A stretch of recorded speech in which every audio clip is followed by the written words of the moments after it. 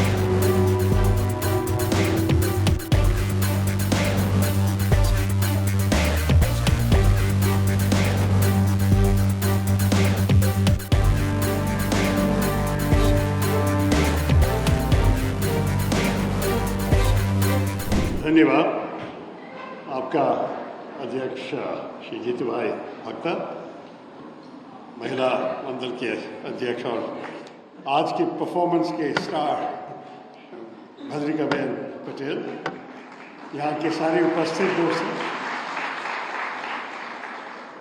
भाई और बहनों, सबको मेरा प्रणाम, नमस्कार। Good to see you all. मेरी हिंदी से बहुत बेहतर बोलने वाले बहुत बैठे हैं मेरे साथ सांसदों, तो अगर आप हिंदी में सुनना चाहते हैं तो मैं उनको भी मांग रहा हूँ। I'll say a few words in English if that's okay. Is that acceptable? I just wanted to first of all thank you all for coming in such large numbers to greet my colleagues and myself. We have come as part of a mission to 5 countries. Our Honorable Prime Minister has sent 7 parliamentary delegations to different regions of the world. Others have gone to other countries. We started in New York with a visit to the September 11th memorial. Then we traveled to Guyana for a 2-day visit. We are now in Panama for a 2-day visit. Then we go to Colombia for a 2-day visit. Thereafter to Brasilia, where we have 2.5 days because there's also a Sunday in between. And then we go to the United States, to Washington, D.C. And the purpose of our mission is to convey a message to each of the countries that we are going to. And I should mention to all of you that we represent very many different parties. Even within the 7 members of my delegation, there are 4 parties represented. We have, 5 parties represented amongst the members of my delegation. And then I should mention to you that we also come from all parts of the country. Unfortunately, Gujarati बोलने वाले कोई नहीं है तो मैं उनको ही बुलाता।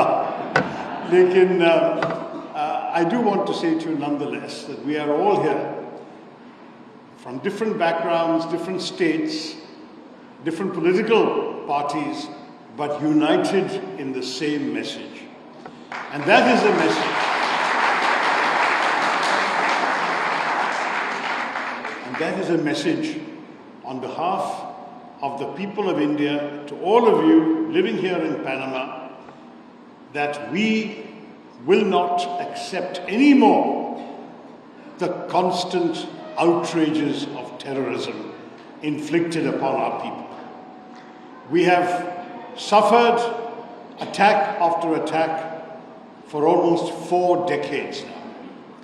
Going back from the first attacks in Kashmir in 1989 onwards, we have seen repeated outrages, civilian victims.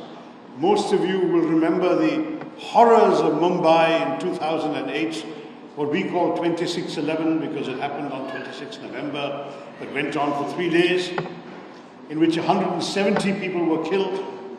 Many of you will remember many other examples. I myself wrote an article where I found about 15 examples since 2001 alone. It is just not acceptable for us to continue to bear the pain, the grief, the wounds, the losses, and then merely go and tell the international community, look what is happening to us, please help us, please put pressure on the perpetrators to actually identify and prosecute the criminals. None of that has been happening despite our best efforts. After Mumbai, we had all the evidence. We even captured one of the terrorists alive. A very brave policeman gave his life to capture Ajmal Kasam alive. He was identified, his home, his address, his village in Pakistan were identified. Not only India, but Western intelligence agencies had recordings of the chilling voice of the Pakistani cold-blooded handler giving daily, minute-by-minute instructions to the killers in Mumbai while the killings were going on. All the evidence was collected, dossiers were established. What happened? Has a single person behind this outrage been prosecuted, let alone convicted? The answer is no. Sadly, Pakistan has chosen a policy of enabling terror. And not just enabling, but creating terrorist establishments, financing them, training terrorists, equipping them. There have been examples in the last 20 years of attacks in New York, in London, in Madrid, in so many different parts of the world, which have been blamed provably on Pakistani terrorists or terrorists trained in Pakistan and brought to these countries. This is the sad reality we are facing today. We have no quarrel with the people of Pakistan. We would love to live in peace. As you know, India is proud of its economic success story in the last couple of decades. We have been growing and prospering as a country. We have been trying to pull our people out of poverty. We have been trying to develop our technology, our tech stack, so that we can enter the 21st century as a proud and confident leading country in the world. We are already the 4th largest economy in dollar terms. By another 10 years or so, we should be even the 3rd largest economy. We are already that in purchasing power parity terms. So we are a growing, prosperous country. We don't want to be distracted by wars, conflicts, and terror. We want to focus on growth, on prosperity, on a better life for our people. Unfortunately, our desire to just be left alone is not reciprocated by our friends on the other side of the border. They have chosen repeatedly to attack us because they believe that they want territory which they do not control, which we control, which it is part of the sovereign borders of United India. And we are not going to give it to them, even if we have to pay the price that we have repeatedly been paying. But what has changed in recent years is that the terrorists have also realized they will have a price to pay. On that, let there be no doubt. When, for the first time, India breached the line of control between India and Pakistan to conduct a surgical strike on a terror base, a launch pad, the Uri strike in September 2015, that was already something we had not done before. Even during the Kargil war, we had not crossed the line of control. In Uri we did. Then came the attack in Pulwama in January 2019. This time we crossed not only the line of control, we crossed the international border and we struck a terrorist headquarters in Balakot.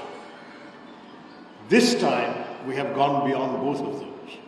We have struck We have not only gone beyond the line of control and the international border, we have struck at the Punjabi heartland of Pakistan by hitting terror bases, training centers, terror headquarters in 9 places in both in both Punjab and Pakistan occupied Kashmir.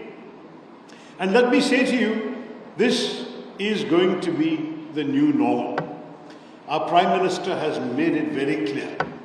Operation Sindoor was necessary because these terrorists came and wiped the Sindoor off the foreheads of 26 women by depriving them of their husbands and their married lives. In fact, there were some women who cried out, "The terrorists, kill me too." And they said, "No, go back, tell what happened to you."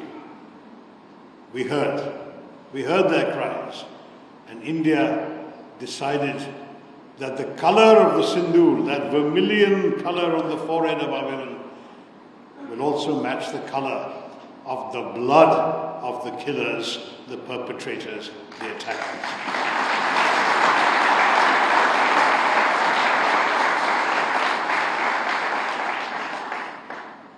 India is not a warmongering state. Even when we conducted those attacks, the first 9 terror base attacks, our government said very clearly, without any doubt, that we are not looking for any escalation. These were carefully, precisely calibrated strikes. We hit only terror bases. We hit no military facilities of Pakistan, no government facilities, no civilian homes. Very precise targeting meant that even within the compounds of Lashkar-e-Taiba and Jaish-e-Mohammed, we hit specific buildings. And we did so at night, between 1:05 and 1:30 at night. Why? Because we didn't want to have too much of collateral damage. At a different time during the day, there might have been a lot of civilians around. We didn't want their lives to be hurt. Think how much thought has gone into this. We wanted to send a message, a very clear message. And the target was not all the people of Pakistan. It was not even the government of Pakistan. The target was only the terrorists and their enablers. Sadly, Pakistan chose to respond. They shelled indiscriminately, artillery shells flying across the border, Poonch, Rajouri. And sadly, we all know this, 19 of our fellow citizens were killed in the Pakistani shelling in Poonch alone.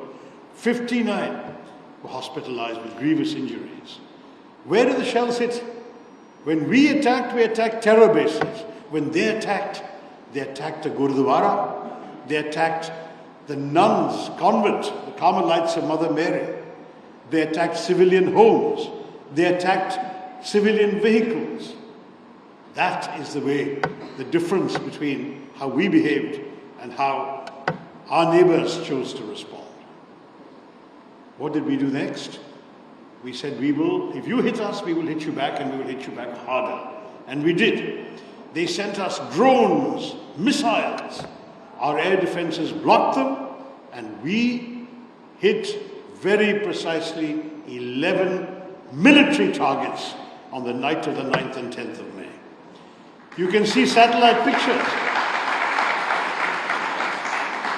You can see satellite pictures, they're on the internet, where specific bomb craters can be seen on the runways of the major Pakistani air bases. Rahim Yar Khan Air Base, Air Marshal Noor Khan Air Base. One of them in the Chaklala base was 1.5 kilometers only from the military headquarters, GHQ Rawalpindi. The message is very clear. We have the capacity to target you where it will hurt you. If you stop, we stop. If you don't stop, watch out for what's coming next. They finally chose to stop. On the 10th of May, our Director General of Military Operations got a call in the morning. They set up a proper dialogue at 3:30 in the afternoon, and at 3:30, their Director General of Military Operations told ours, we want to stop firing. Our general said, of course, we didn't want to start the firing in any case. You are the one who has been attacking us. You stop, we stop. And at 5 p.m., a cessation of firing was inaugurated. That was now 2 weeks ago, a little more than 2 weeks ago, 2.5 weeks ago. And there is more or less calm on the border. This is why at this time our government has requested all of us to come and explain to government leaders in these countries, to parliamentarians, to opinion makers, and where possible to the diaspora, what our thinking was, why we did what we did, and to explain to you why we need your sympathetic understanding and support. And I'm very pleased to say that so far we have got it. In Guyana, we met the president, the vice president who's himself the former president, the prime minister, a dozen members of the cabinet, the speaker of the National Assembly, and they all told us unconditionally that they understand and they support India's fight against terrorism. Today, in Panama, we went to the National Assembly. We met the President, Dania Castañeda, and she gave us the same message. In fact, when we were parting at the end of the discussion, I presented on behalf of the people of India a Kashmiri shawl to her to remind her that it's from Kashmir that this tragedy started. And what did she say in reply? She gave me a symbol, a Panamanian warrior symbol. And she said, people of Panama, encourage all of you in India to fight like warriors against terrorism.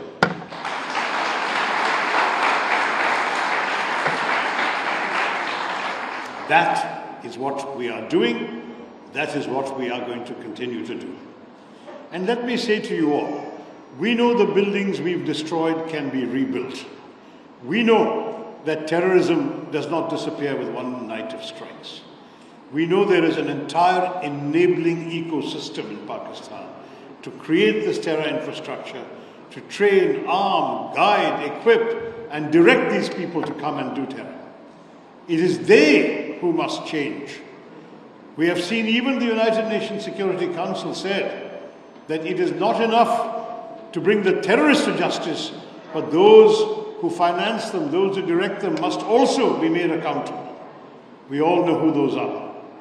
That is the military establishment of the deep state of Pakistan. And we say to you, understanding this means being prepared that this may happen again. But we are telling you in advance, if it happens again, be prepared for worse to happen to them. This is the message we are giving. We are explaining what happened. We are seeking sympathetic understanding. But we are saying we are not going to tolerate anymore. If it happens again, there will be worse to come. And that warning we give in advance so that people understand. I repeat, we do not want war. Our actions were not the first salvo intended for a long drawn-out conflict.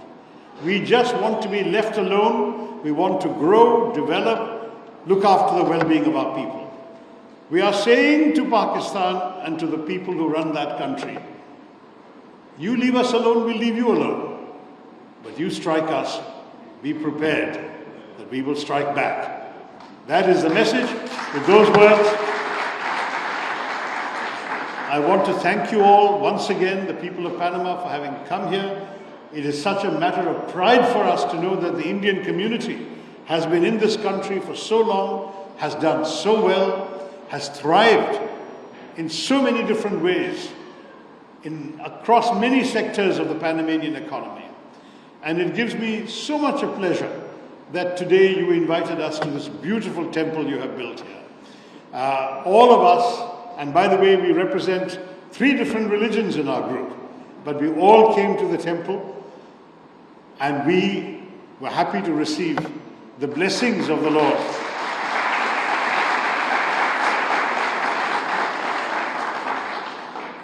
And those blessings we take back to the people of India, to our country, to those who really believe in the principles of Shanti, but also will never abandon the principles of Shakti.